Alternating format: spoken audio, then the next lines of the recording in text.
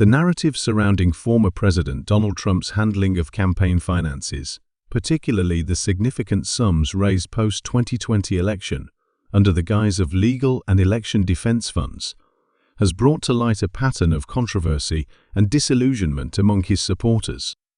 Despite assurances that donations would support legitimate defense efforts, it was revealed that none of the raised $250 million went towards its intended purpose. Instead, these funds were redirected to a Super P, a C controlled by Trump, which could be utilized for various expenses, including personal legal defenses.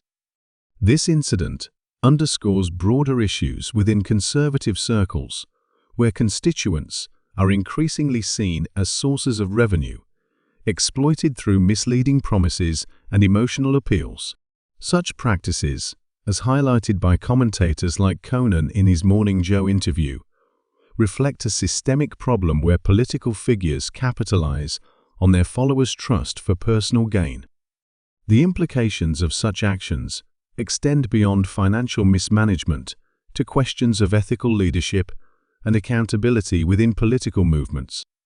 Moreover, discussions surrounding the awareness and reactions of Trump's supporters to these revelations reveal a complex interplay of loyalty, trust, and financial sacrifice. Polls and interviews indicate a surprising acceptance among some supporters regarding the redirection of funds, with sentiments ranging from indifference to a steadfast belief in Trump's intentions, regardless of how funds are utilized. This phenomenon raises critical questions about the dynamics of political loyalty and the responsibilities of leadership in safeguarding the interests of their constituents.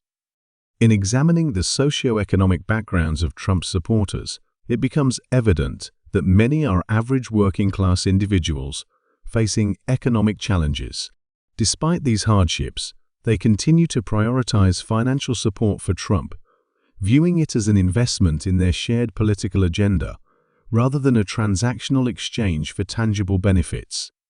This perspective complicates the narrative of victimhood often associated with financial exploitation, suggesting a nuanced relationship where ideological alignment outweighs concerns over financial prudence. Furthermore, the broader economic context, characterized by rising costs of living and stagnant wages, provides a backdrop against which the implications of financial mismanagement resonate deeply. The contrast between personal financial struggles and the allocation of substantial sums to political figures highlights systemic inequalities and the ways in which political rhetoric intersects with economic realities.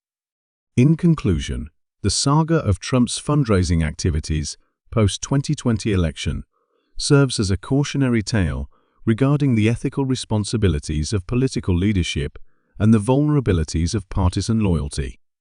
It underscores the need for transparency, accountability, and informed civic engagement among supporters to mitigate the risks of exploitation and ensure that political contributions serve their intended purposes.